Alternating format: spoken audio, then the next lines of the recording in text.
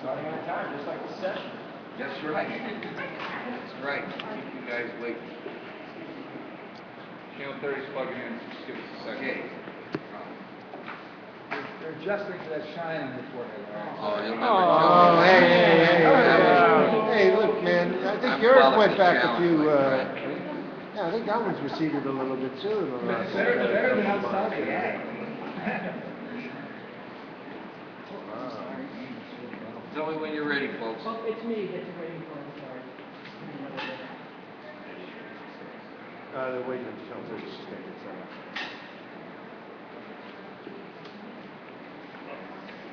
Okay, awkward. Gives you more time to think about your decision.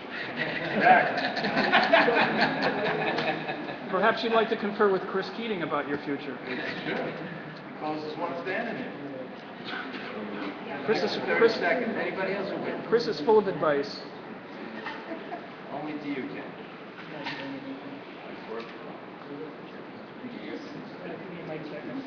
Testing 1, 2, 3. Awkward. Got it? No? Uh-oh. That's good too. The digital recorder's malfunctioning now too. The good old days when we only used to have to wait for Channel 8. I know, that's why. Is this even happening? Maybe I spoke too smoothly. That doesn't work as well without Mark Davis being here. I know. You need Okay, light? you all set now? Yes, thank you so All right, much. great. Wait a second. Folks, Okay. wait. Okay. Everyone all set? Thank you, and thank you so much for all coming out. I wanted to announce today that I will not be a candidate for governor. I'm not throwing my hat in the ring. It was a very difficult decision. I'm sure you expect people to say that because it's such a huge decision, such an important decision for the individual and, of course, for the state of Connecticut. For me, it came down to, frankly, what it did 4 years ago, and that's family. Being in politics now 28 straight years and also having a law practice, it takes a toll on a family, and there's a lot of family time that is missed and not spent. And I'm not going to insult any of you by saying I want to spend more time with the family. We all would love to do that. But I know this, I don't want to spend any less time with my family. And I think anybody who's a serious candidate, as we all hope that all of them would be for, especially an office such as governor, has to pretty much immerse him or herself in that task and in that run, in that campaign, almost to the exclusion of everything else. And that's something that I am not willing to do for myself and more importantly for my family. It sort of came to light to me, not that I had made the decision pretty much earlier than that, but the other day I had a State of the State forum in my district. And as it was about to begin, I look up and there's my 93-year-old dad and my 88-year-old mom sporting their canes coming in to once again support their son. And I am blessed to have them in my life. I don't know how much longer. I hope as many, many years I will. But I know they need me now, and I want to be there for them. And I think that if I had run for office and immersed myself in a campaign, that wouldn't be possible. And that was not something I was going to do. So I made that decision. I wanted to make an announcement with regard to that. In fairness to my party, obviously I've been a person who's been considered and talked about for the office. I think it's only fair to them that the field gets clearer, I should say, sooner rather than later. There's a lot of energy, people that go into any gubernatorial campaign, a lot of support, and people have the right to know who's in and who's not. And I hope that anybody who's contemplating running for governor takes that very, very seriously and understands that they have a responsibility not only to themselves and their family, but their supporters and their party, and lets their intentions be known as soon as possible. So with that, I'll be glad to answer any questions. Larry, with that said, what do you think your chances would have been about being successful for governor? What does this mean for the prospects of the Republican nomination and party in the gubernatorial election?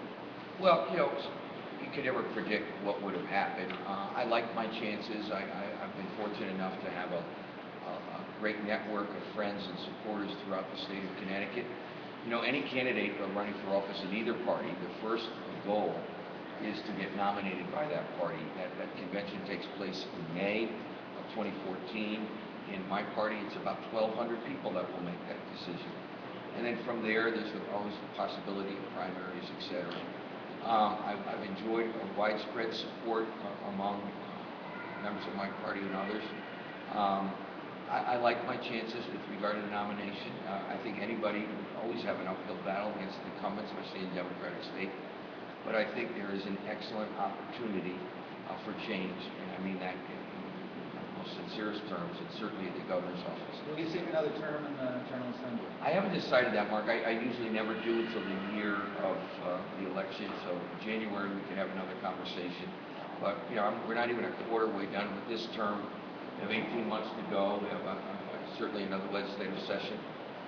One of the goals that I want to focus on certainly is not only that session, but putting my caucus, as I've tried to do as leader in the last 8 years, in the best position to capture as many seats as possible and really change the direction of the state. So that's certainly going to be my focus. What, if any influence did the stuff that came out during during the 5th District trial influence this issue? What, if any, role did that have on it? The videotape of your meeting with Mr. Susi and the other individuals, the attempt to apparently give you some cash donations. What, if any, role did that have in this decision? It had no role in my decision. I'd be lying if I said I wish the hell it never happened. I certainly did. It was a horrific experience. But I'll say this, and I felt very comfortable defending what I did. I felt very proud of what myself and my staff did. And one of the things I think we all realized during that Braddock trial was, for the first time, I realized that I, as others were videotaped and audiotaped. Every word I said, every motion I did on that one day of meeting was videotaped. And I presume, as I was told, that was scrutinized by the authorities. And they came to a conclusion, as they told me, that you did nothing wrong. In fact, they said you did everything right, as did your staff.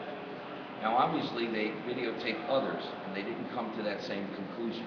The whole Braddock trial was a trial with regard to a person trying to convert cash into check donations and conspiring with straw donors. That did not happen in the case, part of the case that I was involved in. I'm very proud of that. I'm proud that we did the right thing. So it had no bearing with regard to my decision to run for governor. What do you think of, as the Republicans go forward into this campaign, where do you think this governor is most vulnerable? I mean, certainly in the poll numbers suggest that people don't agree or like how he's managing things. It's the economy. I mean, it continues to be the economy. You know, you folks are in media. Many of you work for places that sell ad space. I'm sure you're selling a heck of a lot of less ad space, and certainly you had a lot of businesses that used to advertise with you that are no longer even in existence. It's the economy. It continues to be. When you have a state that is dead last in almost every category you could think of, people want a change. And I think if there's going to be a Republican candidate who will be successful, he or she has to articulate a very clear and specific vision of how they will differentiate themselves with regard to economic development, the growth of Connecticut, the future of Connecticut, than what Dan Malloy has set out. You know, I never expected to be in this position in 4 years. 4 years ago, I should say. We had elected a new governor, whether Republican or independent. We were in troubled times, and we hoped that he would show a new vision in a new way, and that we would be in far better shape. We're not. We're not, and that's why people like myself and others are even considered for challenging an incumbent Democrat in a Democratic time.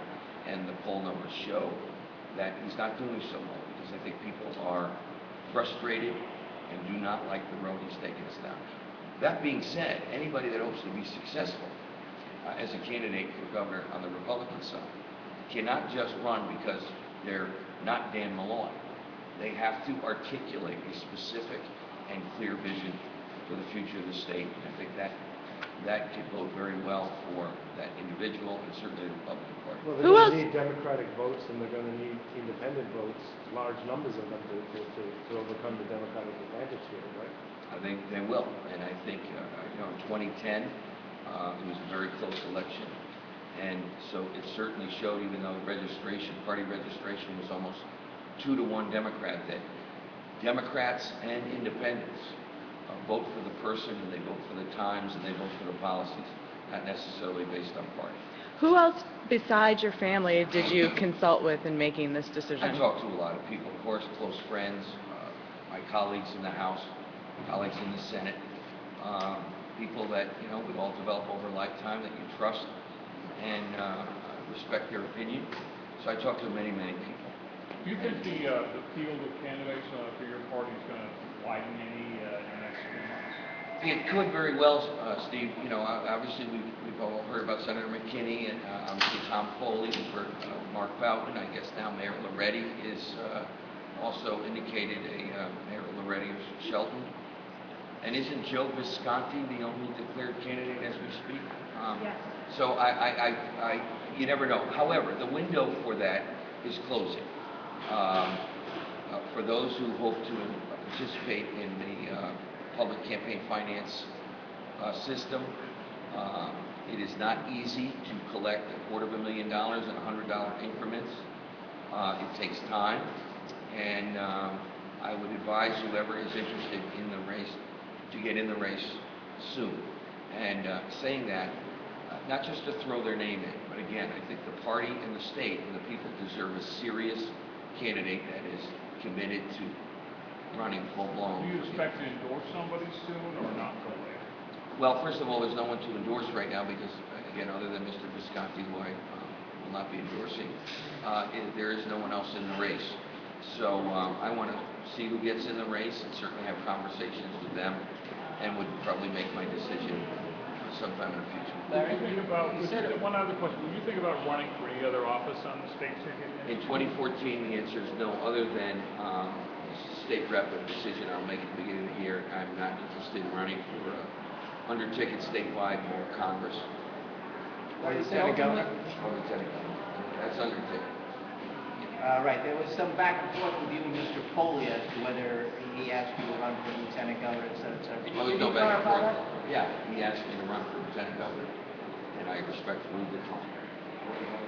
Larry, you said ultimately it's a personal decision, but how far along did you get in reaching out to political people and doing a serious political analysis about the pros and cons of what it would take to wage a statewide campaign?